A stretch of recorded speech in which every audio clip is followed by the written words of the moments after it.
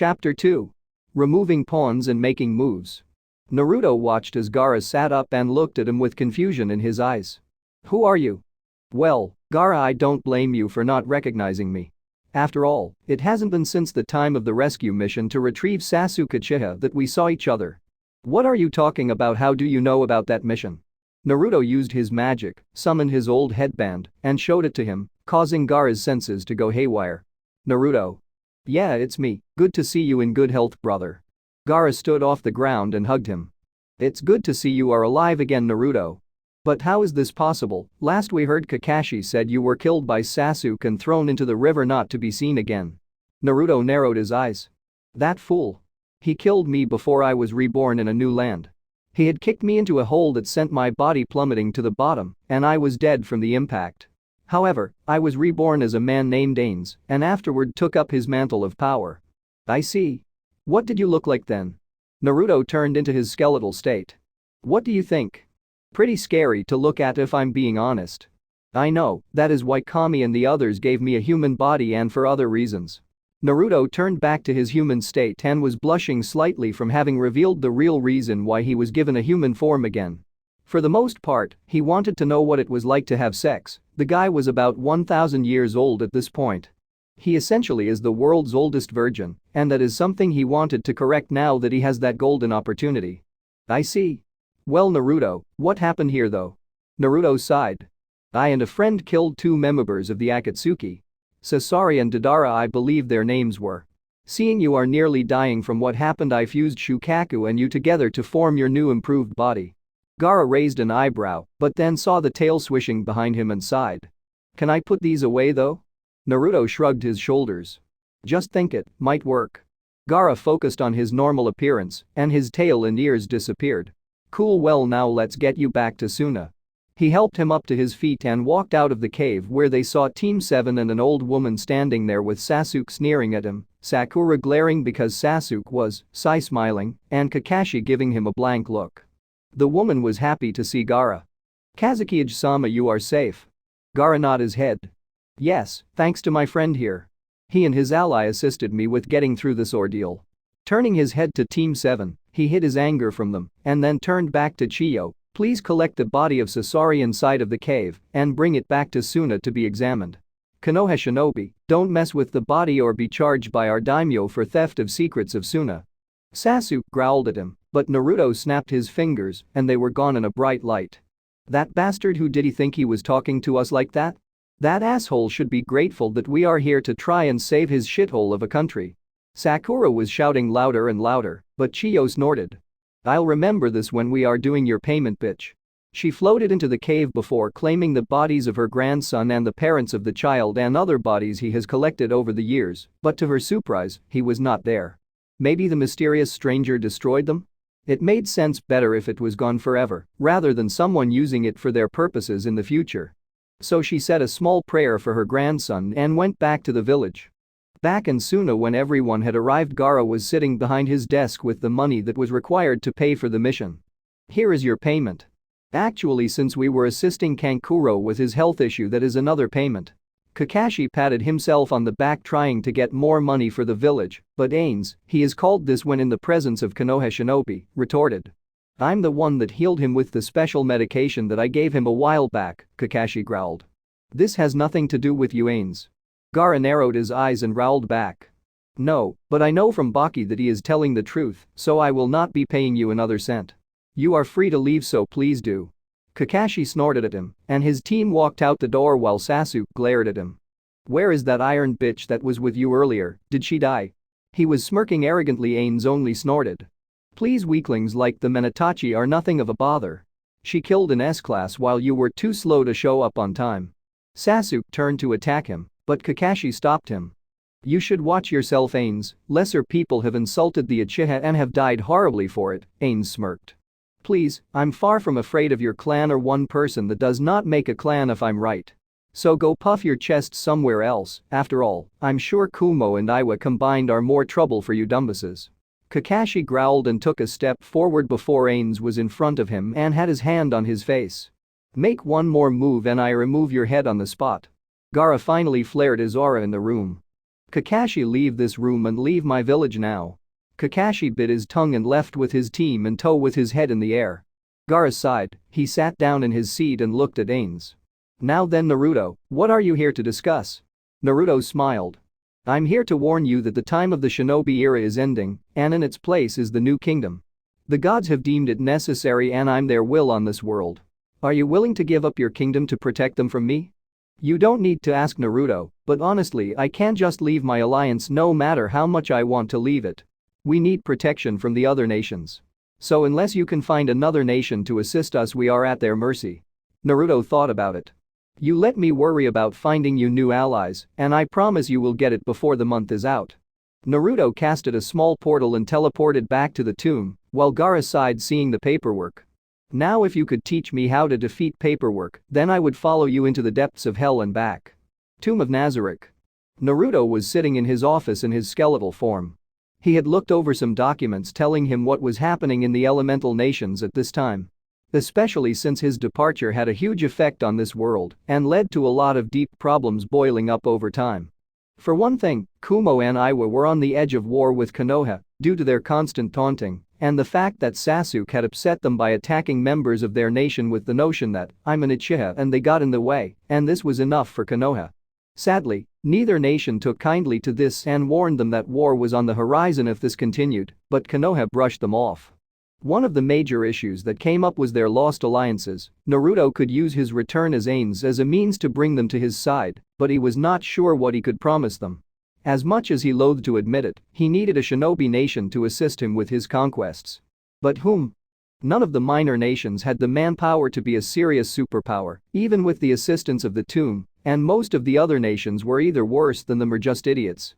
Plus with Gaara stuck supporting Konoha, he had to find someone even more to help him get protection of his own against the Hidden Leaf. A knock at the door. Come in. Naruto continued looking over the documents when Albedo walked into the room. Greetings, Lord Ainz. While the tomb now knew the identity of their master, they insisted on calling him Lord Ainz. More in the sense their master and the true ruler was not Naruto but Ainz. Naruto accepted this, but warned them to not mention his former name outside the tomb, if that was the case to avoid people coming their way.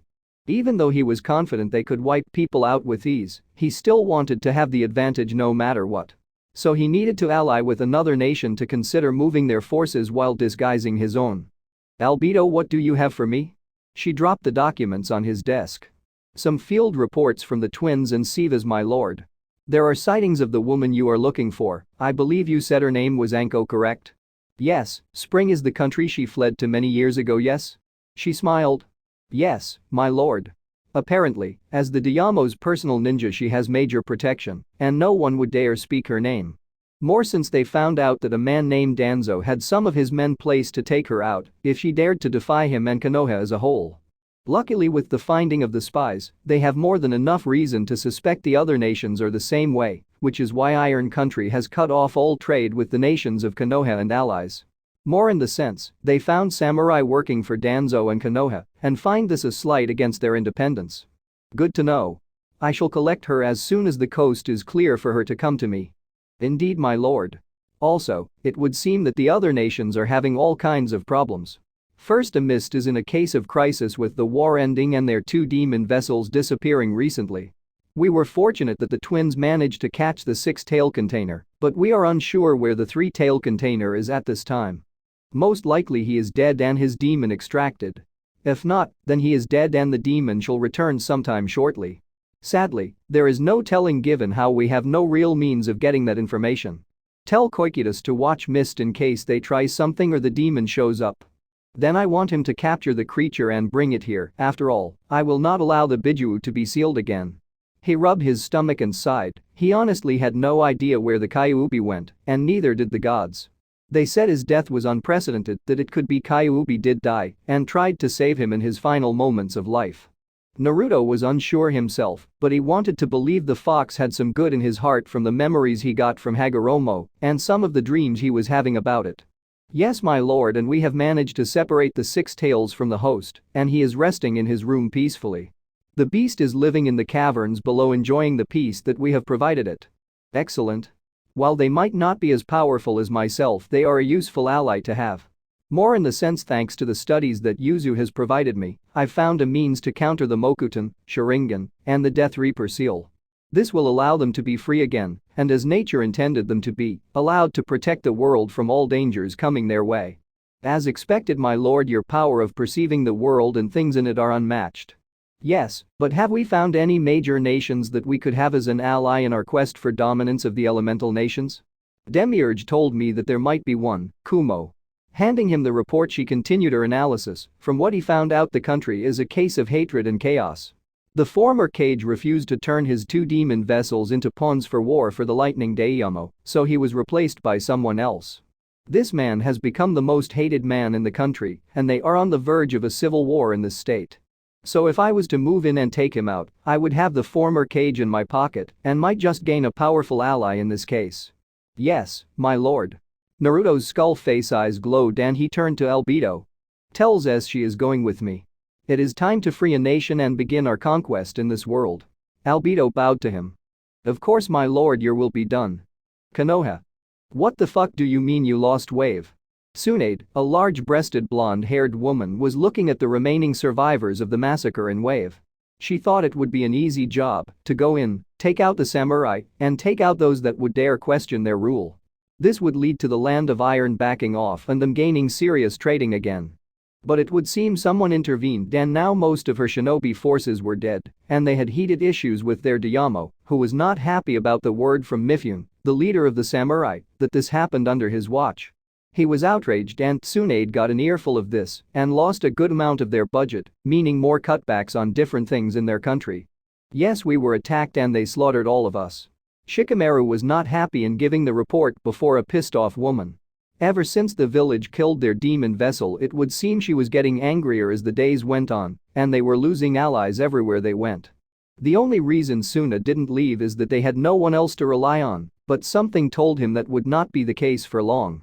So you're telling me 4 people showed up, slaughtered Anbu, Jounin, and Chunin alike, and without anyone stopping them? Yes, you didn't see it, Hokage-sama. They were monsters and were doing things completely out of our league. Not even Kat could match the women there and was quickly taken down. But I think she might be still alive considering they didn't kill her right off the bat with the rest of us. Then we could retrieve her. Shikamaru sighed. No, we have no idea if they are still there, and with tensions rising from this recent attack, there is no doubt they are prepared for another invasion. Pursuing her might just lead to another war breaking out, and if our previous allies are anything to go by, Suna might just jump in and help end us. Tsunade growled. Fine, but what else are we supposed to do then if you are such a know-it-all? Without warning, Kakashi and his team walked in. Well, Suna was not as welcoming as we hoped. We failed to rescue Gaara. What? Is he dead then? We might be able to manipulate someone else in this case if someone else is in charge then. No, he is alive, but he was rescued by someone else. Who? Kakashi sighed. A teen named Ainz and another person in armor with a large war axe named Albedo. I see. Well, I wonder if Jiraiya has information on him. Out of the blue, Jiraiya was in the window. Way ahead of you, princess. I started looking around once I heard rumors about this Ainz guy and the attack on Wave. Seemed like it was too much of a coincidence that they all happened around the same time. And? I found nothing. This guy doesn't exist for some reason, and no one knows how to find him. He showed up in these locations and from what I gathered he just disappears afterwards. No trace or anything to follow, and the Toads have told me that they've not heard of this man and refused to speak more on the subject. Jiraiya was angry with the Toads. They were siding with Naruto in this case and said it was not right the boy was killed just because the Kyuubi is sealed in his body. Sadly, this led to a long argument where they refused to help Konoha and told him unless he apologized to Minato and Kushina, they would continue to refuse to be summoned again. Damn creatures. Ignoring this, Jiraiya-sama, you think this attack and the saving of Gaara might be connected then? He nodded his head. Yeah, and from what my gut is telling me, something big is coming our way soon if we don't deal with the situation. Shikamaru and Neji looked at each other. We have no idea about the women that attacked Wave, other than the short one with the umbrella was the leader of the group, and with ease slaughtered most of our best men and women, with nothing more than physical strength and speed. Yeah, and from what I was told she was quite busty as well. A perverted look appeared on his face, and Tsunade rubbed her head. Regardless, the clan heads and council are going to want to know what happened on this mission. Jiraiya frowned. They are going to demand that we do something, and we both know you can't do a thing, considering the spring Diamo is now discussing with ours about the recent attack. Plus with the other nations watching us, he doesn't want to start a war unless he can avoid it. True, but they are important in the functioning of the village and need to be kept in the loop at least. She got out of her seat and dismissed everyone but Jiraiya before proceeding to the council chamber where they saw the civilian council on one side, the clan head and shinobi council on the other, while the elders were next to her. Taking her seat she started. So to start the attack on Wave failed. The room erupted in yelling immediately. How is this possible? We sent some of our best shinobi there. If we only had sent Lord Sasuke he would have calmed the masses easily. His power would have quelled all who dared oppose him. Tsunade sighed. Regardless of what you may think civilian, from what we were given in reports it was a group of 4 that did it. One was a sliver-hair, red-eyed girl, a woman in a maid's outfit, and 2 pale-skinned women. They came in over the bridge and from there killed everyone that was fighting them with ease. But the biggest thing is that they proved to be immune to most chakra-based abilities.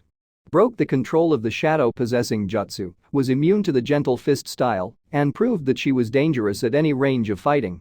She did this without really trying, and the others were weeding out the rest of the warriors other than Shikamaru and Team 9. Hiashi was growling, someone who could survive their clan's perfect fighting style could not be allowed to live. He'd have a bounty on them and have them killed before they could disgrace his clan further. Danzo on the other hand was planning on sending his route to Wave and finding this woman and bringing her back to be experimented on with the others. This way he would increase his own force's strength, become the sole ruler of Konoha, and overthrow the leaders of the land. This way he would become the ruler of the elemental nation, with no equal in sight or someone to dare question his way of life. Well, the Daimyo is angry with us at this point and demanding we do nothing else or we will lose all of our funding in a matter of minutes. Do you idiots know what that means? The other nations will get the go-ahead and wipe us out before the next sunrise. Then we have to do something then. Danzo sat up. We must find another demon vessel and condition them to be our weapon then. The civilian shuffled in fear. Are you sure that is wise, Lord Danzo? I mean, we just got rid of the last one. He was a defective weapon. This one will be trained and conditioned to our will no matter what. I promise you that. I already have word that the 7 Tails is somewhere in the outer part of Taki, so she will be easy to capture. The council converged on this and agreed to the motion with Tsunade sanctioning it, but ordering that he take a team of rookies with them to get better experience in the field. This didn't bother him considering he was going to get a new demon vessel to work with, and maybe seeing his people in action would convince the children to follow his way of thinking. Upon gathering the shinobi necessary for this mission, she saw that all of the teens were there except for Team 7, who she gave the day off to. The rest of Team 10, Chaoji and Ino, are there with Shikamaru, who was not eager to go back into the field yet. Hinata was there with her teammates Kiba and Shino. Hinata had a cold look in her eyes that showed arrogance from being part of the Hyuga clan, and Kiba was radiating lust for her, but also arrogance, while Shino was calm as ever. On top of that, Team 9 was there too, with all their members either frustrated or happy to be on another mission to get rid of the memory of the previous one. As you all know, your mission is this. You are to support Danzo and his troops in the capture of the 7-tailed Jinchuriki. Failure is not an option, do you understand me? We need something to deter the potential war that might come our way with the other nations having the Biju. Into moaned. But can't Sasuke-kun just suppress the beasts with his Sharingan as Madara did?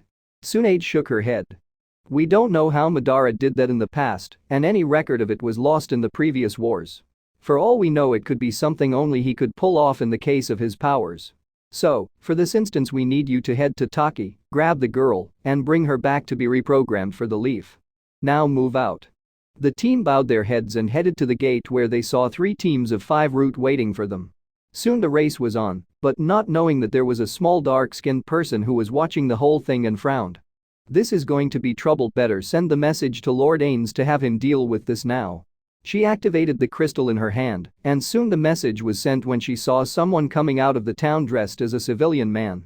They shifted around and soon turned into a dark-haired woman with a light complexion skin and a ponytail going down her back. Anything interesting you learned, Nabril? She sighed. Yes, Lady Aura, from what I gathered, the shinobi in the Leaf are planning a secret mission where they are going to try and raid the Land of Spring and pose the death of the queen there as enemy shinobi before putting someone they could control on the throne. Aura frowned. Ainz would not be happy about that considering he had some kind of relationship with the queen when he was still human. He put her on the throne and she owed her country's freedom to him. I see. Well then, another thing we are going to need to deal with then. She shook her head. On the contrary, Lord Sivas is heading that way now to make sure nothing happens to her and gain an audience with her to introduce her to Lord Ainz again. This way he can meet the woman working for him. She nodded her head. That's right, she is considered as one true lover in this world, right? Makes you wonder how she escaped without being captured? Nabril explained. I heard rumors she escaped after blindsiding her old team when they attempted to raid Spring and force her into submission. When this happened, her team was executed while Anko was saved from the same problem. This put her in a position of power and protection, not that the Leaf knows this. They just assume she is hiding there with the protection of the ruler, not knowing she is the top interrogator there and spy controller in the entire nation. Interesting, well then can't wait to meet her then. Both of them left the forest region and proceeded deeper into the trees to head back to the tomb. Naruto just got word about what the Hidden Leaf was planning, and he was not happy with what was going on. As Naruto, he wanted to prevent this from happening, and at the same time as Ainz, he knew that he couldn't rush his offense to save her. Meaning if he went personally, this could bring the land of Konoha after them without a means to defend his actions. However, he knew that he could send one of his servants to deal with the matter, but who? Shaltier would draw attention to them due to her presence there, and Koikitas is in mist. The only people he could think to have there at this time were Albedo, Demiurge, the maids, or Sivas sent there. Of his options, he knew that Sivas was out since he needed to head to Spring to help them out with the spy issue. The maids were only working with people of the tomb, and the only one of them who couldn't go was Beta, since she had been in Wave already. Albedo would be a strong choice, but at the same time might accidentally kill the girl for disrespect against her and people trying to save her. Leaving Demiurge and the other maids to go. Figuring this would be the best option, he snapped his fingers. Albedo, send in Demiurge and CZ to come immediately, this is of the most importance. She bowed her head and left the office to find both of them. Sitting there in his office, Naruto frowned, mentally wondering if it was true and Kyuubi was gone, wouldn't that mean the rest of the Biju were gone as well? Would make sense. I mean, the idea that one is no longer around would mean that the rest would fade as well.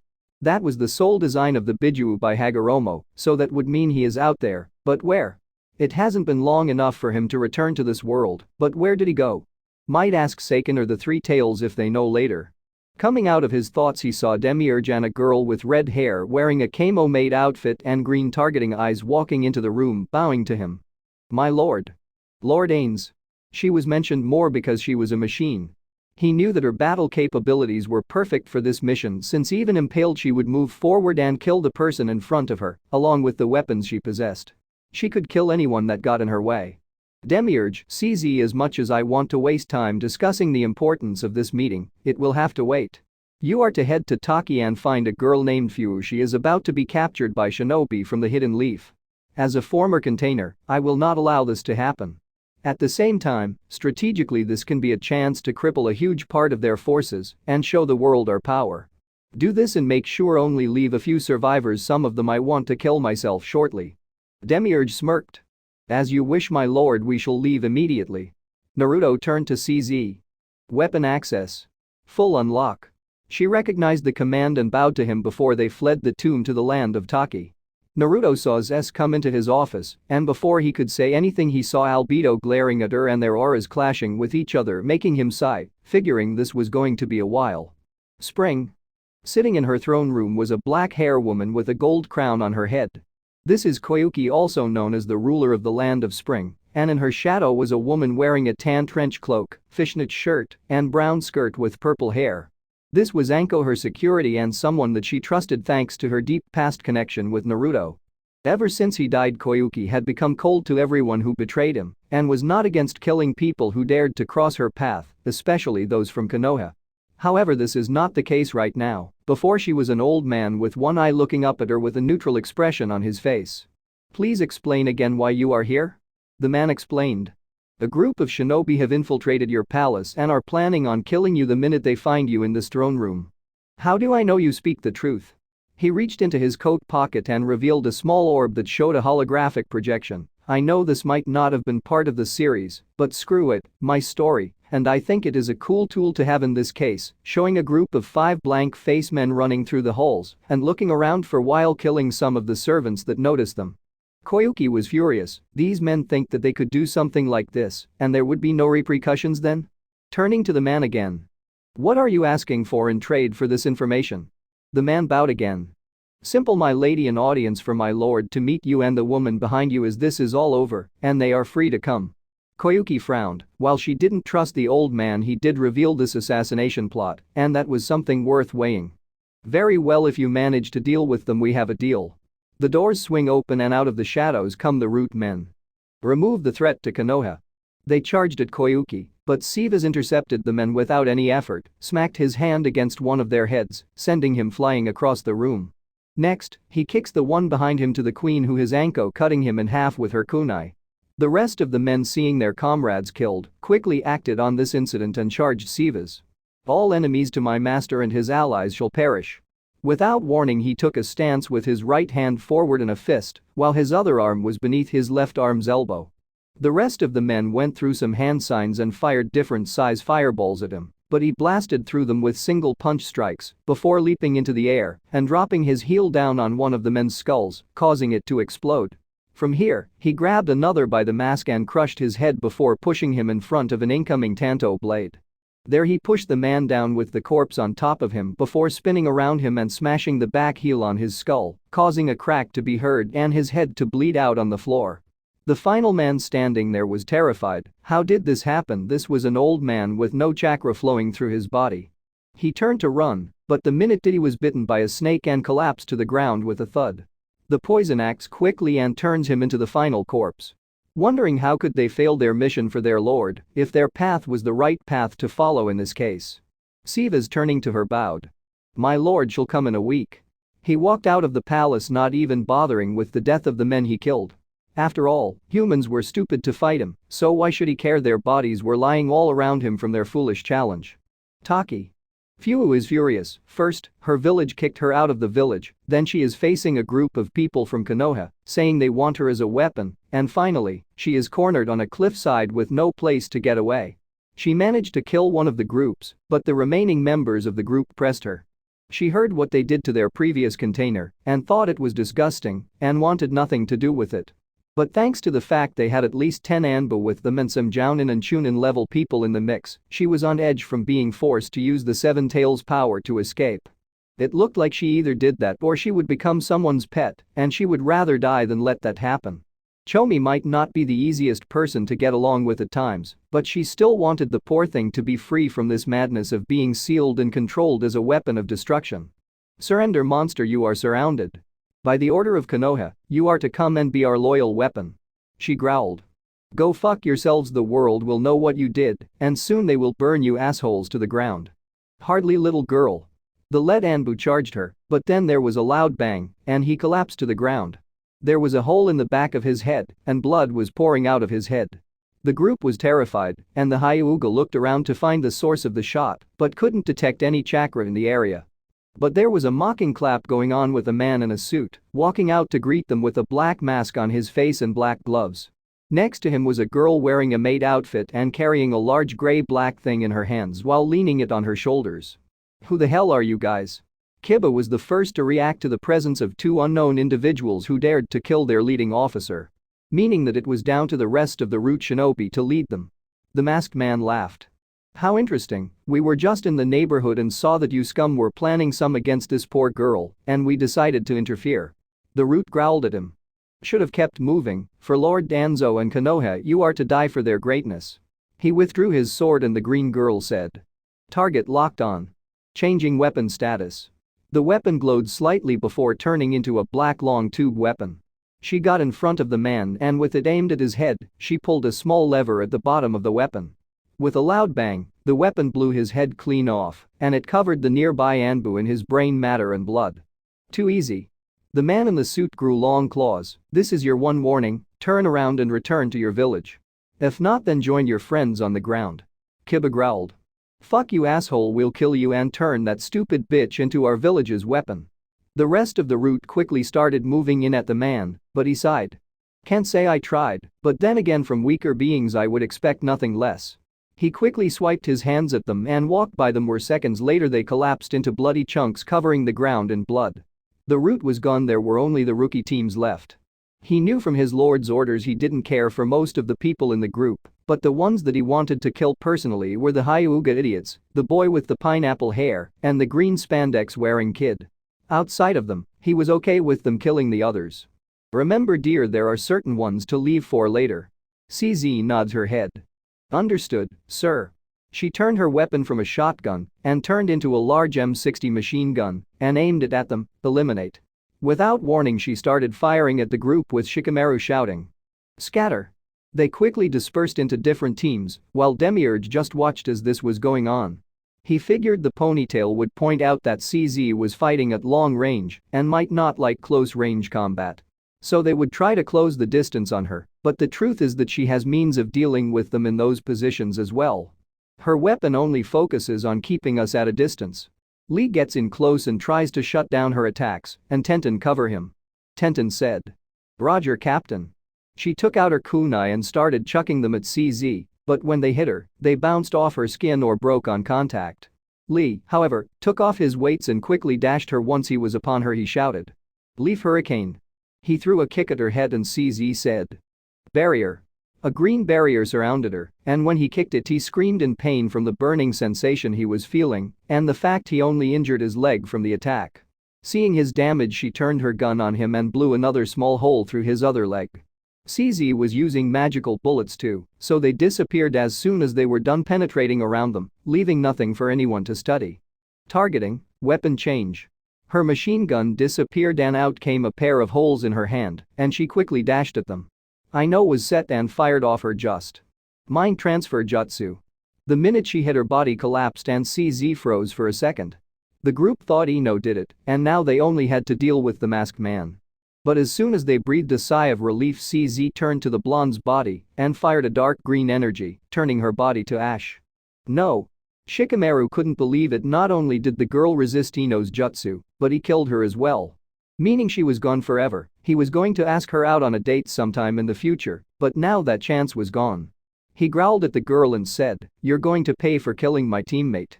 CZ only stared at him for a second before turning to the others, seeing the two Hyuga use the moment to close the distance and start striking her chakra points. Hinata and Niji shouted. 8 trigrams, 64 palms. After feeling each strike she felt them hit her in the chest before hitting her in the head. Hinata snorted. None shall survive the wrath of the Hyuga clan. Niji sneered. Trash should have never opposed fate. CZ was frozen and they thought she was dead for sure this time. They mourned the fact it cost Ino her life, but it was worth it to stop this monster. Weapon configuration? Pistol. They saw that the girl had a small device in her hand and with ease put 2 rounds into the Hyuga's legs, leaving them screaming in pain. What the hell, we hit her at all vital points. She shouldn't be alive. Hinata was furious, all this training for nothing, and she was being treated like a weakling again. Shikamaru was frowning, this was bad, they couldn't figure out how to hurt this red-haired girl. She was able to summon those weird weapons to deal with them at range, but outside of that, she seemed to be immune to most close-quarter attacks. Feeling his time had come he quickly captured her in a shadow bind and shouted. Tenten, go for it, throw all the tags you got. She nodded her head, and without warning she sent at least 30 tags at CZ, causing a massive explosion to rock the entire cliffside. With the smoke up he released his shadow and waited to see the results of their attacks on the girl. But fearing the worst he shouted. Kiba, hit her, even if she is dead, better to continue the assault to be sure. Kiba nodded his head and fed a pill to his dog, and they both were humans now. They quickly spun, creating whirling tornadoes, and charged at the dust cloud, hoping to kill the girl in there for sure with his family's jutsu. After a few minutes of rushing through the cloud, he stopped his attack, and the cloud of smoke cleared, revealing a horrifying sight to the people of Konoha. No way. How is this possible? This must be some kind of nightmare. Standing there without a scratch on her body was CZ, her clothes had some soot on them, and she was only staring at them with the same blank expressions from before. Shikamaru couldn't believe it, those 2 moves should have killed her, but she looked like she was not even fazed by the attacks. Frowning, he knew that their chances of winning had gone down dramatically to 0. There was nothing they could do to her to win. Before Shikamaru could think of another strategy he heard a scream and saw that Tenten was sliced up badly by the masked man. How could he have forgotten him? Well, that was disappointing. I thought you Konoha shinobi were supposed to give me and my friend a challenge, but sadly that is not the case. Oh well, might as well put some of you out of your misery at least. Without looking he impaled Tenten through her skull making Niji scream. His love was gone, and he was forced to see the monster remove his claws and step on her corpse before wiping his shoes and claws on her. He was enraged and wanted to attack the man, but he couldn't thanks to whatever hit his leg and prevented him from standing. Next Kiba rushed at him, but before he could reach him one of the two wind spirals was shot with a barrage of bullets leading to it crashing on the ground, revealing Akamaru. Akamaru. The man laughed. Too easy. Without warning, he rushed at the boy who stopped spinning and sliced up his back, sending him to the ground with a thud. He stood on his back and motioned for CZ to do it. Without warning she summoned another short barrel weapon and without warning, fired a large shell projectile at him. His body was caught in a massive explosion, and his body was blown all across the cliff face. Demiurge walked out of the attack with no damage on his person and smiled beneath the mask. He could feel their despair and was enjoying every second of it. While he wanted to hurry this up, he loved watching as the humans realized that they are not going to win and that they were slowly dragging out all their remaining strategies before succumbing to defeat and despair. This would be the ultimate victory for him, and he was relishing the more they tried. None of the attacks affected CZ, thanks to her being an automata to begin with and having the power to avoid being affected by chakra anyway. At this same point, he knew that her powers were unusual along with her weapons, allowing her to take out most of the long-range fighters with ease while they were doing their hand signs. Shikamaru finally had seen enough. They lost enough comrades today, and he was not willing to let more of them done. He turned to Shino. Cover us. We are retreating. The bug boy nodded his head and gathered his swarm to cover his teammates' movement. Lee, Niji, Hinata, and Shikamaru were being taken away by Chaoji after he turned into a giant version of himself and ran across the landscape. From this point, Shino was about to retreat himself, but he saw a large firestorm form and heard the scream of his hive. This horrified him. The hive was being killed, and he saw that it was the girl who was doing it. In her hands was a weapon that had a large tank on her back and was spewing fire out of the nozzle with a small flicker of a flame in front of it. The attack was devastating, and before he could move himself he was caught up by the flames, and for the first time in his life, he was screaming from the pain and slowly roasted alive. CZ, seeing the bug boy was dead, sent her weapon away before turning to Fu, who was talking to Demiurge and knew that her orders were simple: let the ones that escaped get away. Their mission was a success, and she might get a special treat from the others for succeeding at her job. Demiurge explained why they were here and what they were promising her, and she was skeptical, but after seeing what they did, she knew that her chances of survival were better with them than with the people who were coming after her. So I go with you guys and you promise me protection. My Biju is freed and I can live with her and the rest of you guys? Yes, but you would be part of a new branch of servants we would be having around the tomb. However, you would be required to work for some of the floor guardians and Lord Ainz. She thought over it and sighed. Okay, but if I'm wearing a maid outfit, make sure it looks like hers, please. He laughed. You fit right in with the rest of the tomb. Without warning, they teleported away from the scene, leaving the corpses behind for the wild animals to devour and for Taki to see and think that their demon did this and fear what she was planning for the future. Kumo outskirts. Ainz, now in his human form and with Zess at his side, looked over the Warden City and smiled. Time to get started. Zess smiled. Yes, let's have fun, my master. The first major move is being made.